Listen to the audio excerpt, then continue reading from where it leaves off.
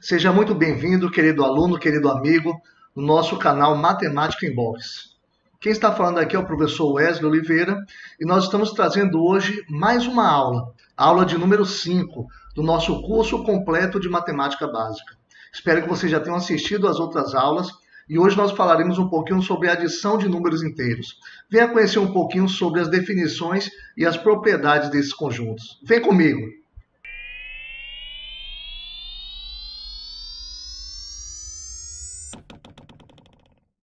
Bom, nessa aula falaremos um pouquinho sobre o conjunto dos números inteiros.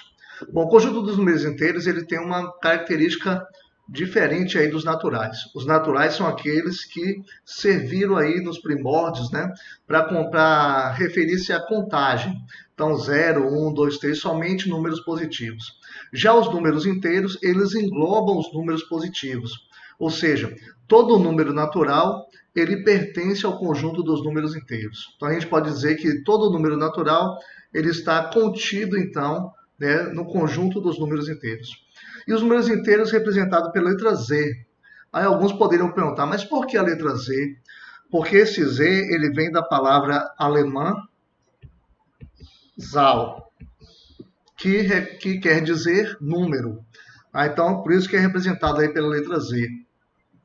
Então, eu trouxe para vocês aqui, né, o conjunto dos números inteiros, onde nós temos a representação aqui do zero, né, como sendo aí, né, o ponto aí de partida para os números positivos e também para os números negativos.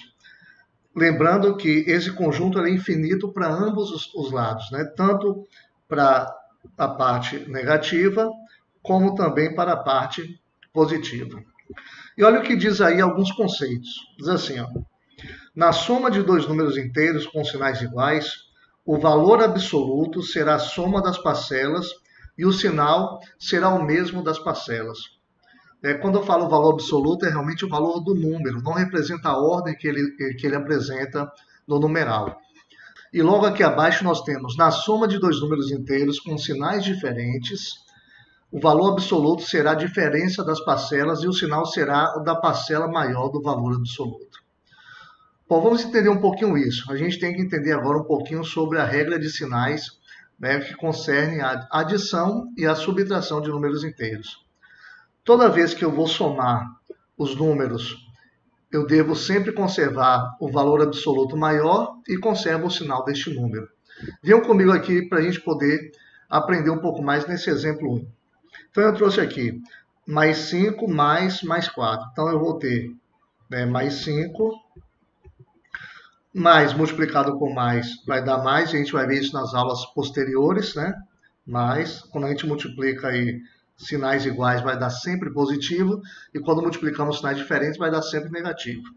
Então, mais 5 mais 4, então eu vou ter aqui mais 9. Pode ser representado com o sinal de mais ou sem o sinal de mais. Agora eu tenho um outro exemplo aqui embaixo.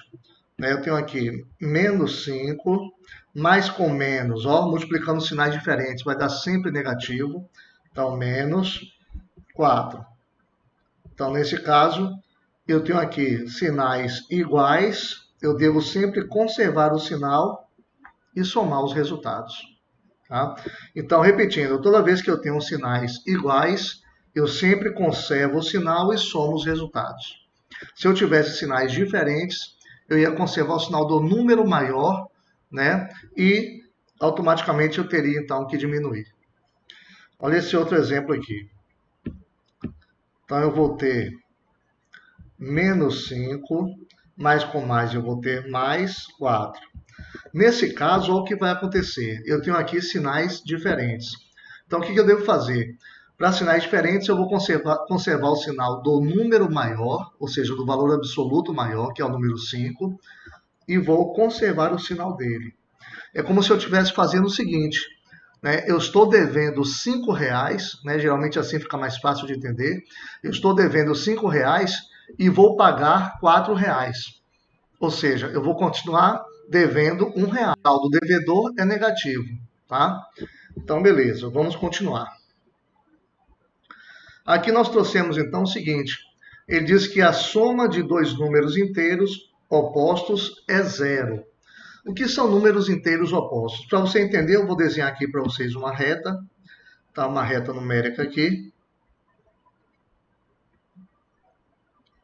E esta reta numérica, ela vai ter aqui o ponto de partida, chamamos aqui de 0. E aqui eu tenho valores positivos, né? 1, 2. E aqui eu tenho valores negativos, menos 1, menos 2, e assim por diante, tá? Então, nós temos a seta aqui com ambos os lados aí infinitos. Bom, então nesse caso ele fala o seguinte, ó, a soma de dois números inteiros opostos é 0. O que são números inteiros opostos? No caso aqui, são números que têm a mesma distância do 0. Então, menos 1, ele é oposto a 1. Né? Por quê? Porque eles têm a mesma distância, né? A mesma distância do 0, ou seja, da origem da reta numérica. Outro número oposto que nós temos aqui, né, que eu posso colocar aqui, ó, menos 2, ele é oposto a mais 2. Por quê? Porque daqui para cá equivale à mesma distância de 0 até 2. Então, isso que é números opostos. Em outras palavras, números que tenham sinais trocados, sinais diferentes. Tá? Então, aqui eu tenho um exemplo, né? Mais 10 e menos 10. Né? Então, eu tenho aqui mais 10, mais com menos, multiplicando sinais diferentes, vai dar sempre menos. E 10 também. Ou seja, 10 menos 10, eu sempre vou obter um resultado nulo, né? Vai dar sempre 0. E aqui nós temos do lado uma regrinha de sinais, né? É adição e subtração. Então, vamos verificar aqui essas regras.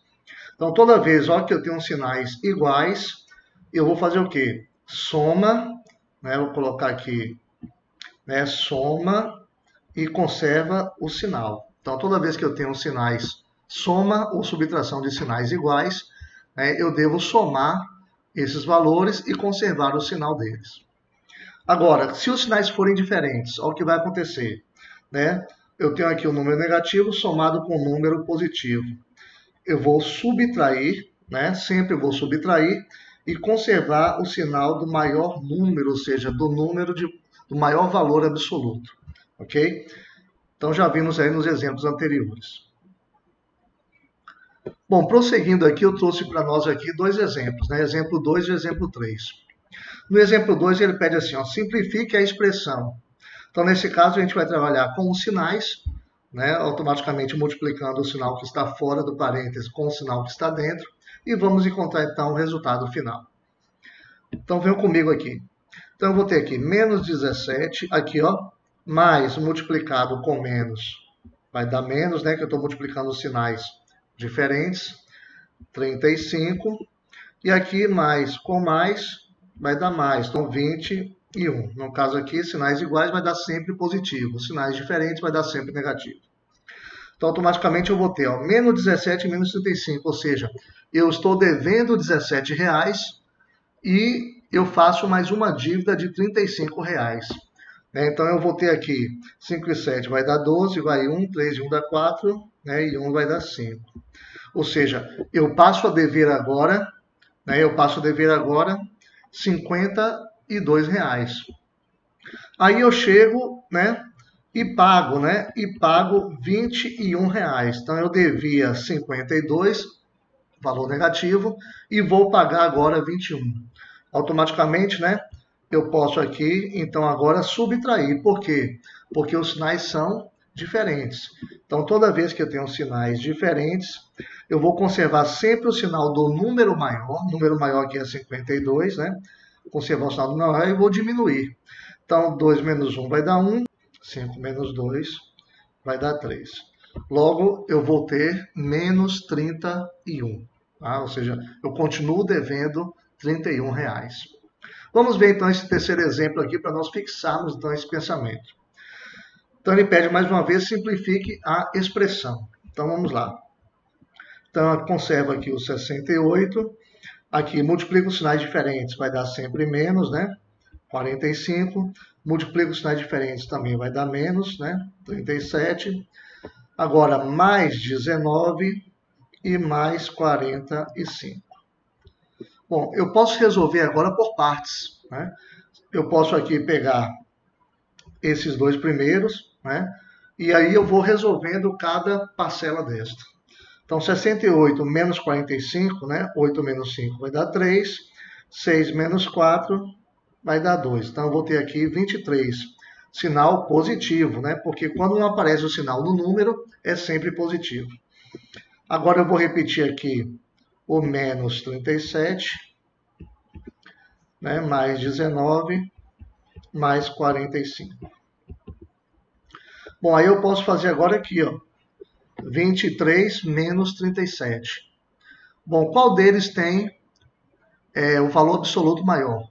Né? O 37.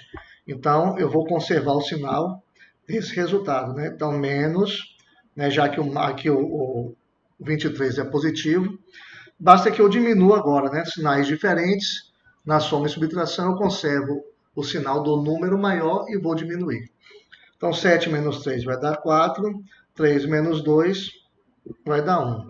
Então, sobrou aqui para mim menos 14, e aí eu conservo, então, o restante aqui da minha expressão numérica, né? E aqui nós vamos, então, resolver agora essas duas parcelas. Então, agora eu tenho menos 14, ou seja, eu estou devendo 14 reais, mas vou pagar 19. Então, vou ficar com crédito na casa, né? Se eu estou com crédito, sinal positivo, tá? Conservo o sinal do número maior. Então, eu vou ter aqui mais, né, 19 menos 14, só diminuindo. 9 menos 4 vai dar 5, né? E 1 menos 1, nada. Então, zero aqui. Então, menos 14 mais 9 vai dar 5. E automaticamente eu vou aqui descer o 45 e a gente termina, então, a nossa expressão numérica. Então, 45 agora sinais iguais, eu conservo o sinal, né? E vou somar. 45 mais 5, 50, como nosso resultado final. Então, aqui deu para a gente compreender um pouquinho, né, fazendo aí na prática essas expressões, né, treinando aí quando eu tenho soma ou tenho subtração de sinais iguais ou sinais diferentes. E lembramos um pouquinho também as regras da multiplicação de sinais que nós vamos apresentar também nas próximas aulas. Vamos continuar. Eu trouxe aqui para a gente agora as propriedades da adição de números inteiros. Elas se parecem bastante, né, com as propriedades da adição de números naturais, como nós já vimos aí na aula 1. Tá? Mas vamos relembrar então as propriedades. Diz assim, o fechamento. A soma de dois números inteiros é sempre um número inteiro. Então essa regra é muito clara aqui também na adição de números inteiros. Se eu somar 15 mais 8, automaticamente eu vou ter 23. E 23, ele pertence então, né, aos números inteiros, né? Então esse número aqui, 23, ele pertence aos números inteiros. Se eu pego agora menos 34 mais 20, né? Automaticamente eu tenho aqui menos 34 somado com 20. O que acontece? Números diferentes, eu conservo o sinal do número maior, que seria o 34, e vou subtrair. 4 menos 0 vai dar 4, 3 menos 2 vai dar 1. Logo eu tenho aqui 14, menos 14 como resultado. E agora eu tenho aqui uma parcela de números opostos, né? Menos 60 mais 60. Como se eu estivesse devendo 60 e eu vou lá e quito a minha dívida, né? Pago os 60 reais. Ou seja, meu saldo aqui ele vai ser nulo, né? Automaticamente eu vou zerar minha conta. Então, toda vez que eu somo números opostos, automaticamente vai dar sempre zero o resultado. Vamos agora ver a segunda propriedade, que nós chamamos de propriedade comutativa.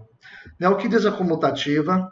Automaticamente eu tenho que pegar esses elementos e trocar eles de posição. Se o resultado der o mesmo, essa propriedade, então, ela é satisfatória. Então, vamos lá. A ordem das parcelas não altera a soma, né? Então, vamos ver aqui. Se eu tiver aqui mais 20 mais menos 43, automaticamente eu vou conservar o sinal do número maior, que é negativo, né? Que é o 43, e vou subtrair. Então, eu vou obter aqui menos 23. Agora, vamos trocar esses números de posição. Eu começo agora com menos 43 e vou somar, então, com os 20. Então, observem vocês que eu continuo conservando o sinal do número maior, que é o número 43, né? Continuo conservando o sinal dele e vou diminuir. Então, 43 diminuído por 20 vai dar 23. Então, meu resultado menos 23. O que a gente está provando, então? Que tanto faz eu começar esta parcela, esta soma com 20 ou com menos 43, o resultado vai ser o mesmo. Logo, essa propriedade ela é verdadeira. A propriedade 3 fala sobre uma associação. Ou seja, eu tenho aí 3 parcelas e eu associo as duas primeiras e depois resolvo com a terceira. No outro caso, eu tenho que fazer o contrário. Eu conservo o primeiro valor, a primeira parcela, e vou associar, então, o segundo e o terceiro termo aí desta soma. Se os resultados forem os mesmos, automaticamente essa propriedade também se aplica para a adição de números inteiros. Então, diz assim a propriedade. Numa adição de 3 ou mais parcelas, podemos associar as parcelas de formas diferentes, né? De formas diferentes, que os resultados serão iguais. É isso aí. Então, vamos ver aqui, né, mais um exemplo aqui na prática, né? Vamos ver aqui. Bom, nós temos que sempre numa expressão numérica resolver primeiro os parênteses, depois colchetes, depois as chaves. Tá? Em relação às operações, sempre as potências e raízes na ordem que vier, depois as multiplicações e divisões na ordem que vier, e por último as somas e subtrações na ordem que vier. Tá? Então aqui nós temos, né, um colchete, né, envolvendo aqui os parênteses de cada número, então vamos resolver eles. Automaticamente eu vou ter aqui 10, vou conservar aqui esse colchete, né? 10 mais aqui multiplicado com menos vai dar menos 6. E automaticamente mais, né? Eu já posso aqui também fazer direto, ó. Mais multiplicado aqui com esse menos vai dar menos. Então eu tenho aqui 80. Resolvendo agora os colchetes, né? Eu tenho aqui 10 menos 6 vai dar 4 menos 80. Logo, meu resultado final, né? Se eu tenho aqui 4, né? 4 reais, mas eu estou devendo 80 reais, automaticamente eu continuo devendo, né, o número maior, 76 reais. Então, isso aqui seria, então, o nosso resultado final. Agora, será que se eu trocar, associar de uma outra maneira, o resultado vai ser o mesmo? Venham conferir comigo aqui. Então, aqui eu vou conservar agora o 10, já que ele está fora dos colchetes, então eu vou resolver primeiro o que está dentro dos colchetes. Então, eu vou ter aqui, né, menos 6, vou conservar o menos 6, mais aqui com esse menos vai dar menos, né? Multiplicação de sinais diferentes dá sempre negativo. E aqui eu tenho 80. Ok? Aí eu vou conservar aqui o 10. E agora eu vou resolver o que está dentro dos colchetes. Então, menos 6 e menos 80, ou seja, sinais iguais. O que eu devo fazer? Conservar o sinal e somar os resultados. Eu coloquei um parêntese justamente para que os dois sinais não fiquem juntos. Então a gente coloca um parêntese que indica também aí uma multiplicação. Então agora eu vou, né, multiplicar aqui esse mais com menos e vou terminar a nossa conta, né? Vai ficar 10 mais com menos vai dar menos 86. Né? Logo, nosso resultado, né? Sinais diferentes, conserva o sinal do número maior e diminui. 10, né? 86 tirando 10 vai ficar 76. Como aqui eu obtive, né? Como eu obtive aqui 76 no meu primeiro resultado e 76 no meu segundo resultado, logo nós temos uma propriedade verdadeira. A quarta propriedade, ela fala sobre elemento neutro. O que seria o elemento neutro? É aquele elemento que você somado a qualquer outro valor, no caso aí da adição, continua o mesmo valor que foi somado a esse elemento. Automaticamente esse elemento aqui, ele só pode, né, ser, né, o zero, no caso aí da nossa adição. Então vamos lá. Olha o que acontece aqui. Ó. Se eu pegar o menos 32 e somar com zero, é a mesma coisa de eu pegar o zero e somar com menos 32. Tá? Menos 32 mais zero vai dar menos 32, ou seja, não altera o resultado inicial. Ou 0 mais menos 32 também vai dar menos 32, também não altera o resultado. Automaticamente, eu posso dizer, então, que o zero é justamente o elemento neutro da adição. Outro detalhe aqui, 250 somado com zero vai dar 250, e zero somado com 250 também vai resultar 250. Logo, são resultados iguais, e o zero aqui continua sendo o nosso elemento neutro. Nós fechamos aqui a nossa aula de adição de números inteiros, nossa aula 5, e aqui então nós fazemos a propaganda para a nossa próxima aula. Tá? Nossa próxima aula será a subtração de números inteiros, aula número 6. Não perca essa aula então, e automaticamente já deixa aí o joinha se você gostou do nosso vídeo. Se inscreva também no nosso canal se você não for inscrito. E não se esqueça também de compartilhar, para os seus colegas, seus amigos, no seu colégio também, porque mais alunos então estarão aprendendo um pouco mais sobre esse curso aí da matemática básica, que é tão importante tanto para o Fundamental 2, também para o ensino médio. Um grande abraço e até a próxima.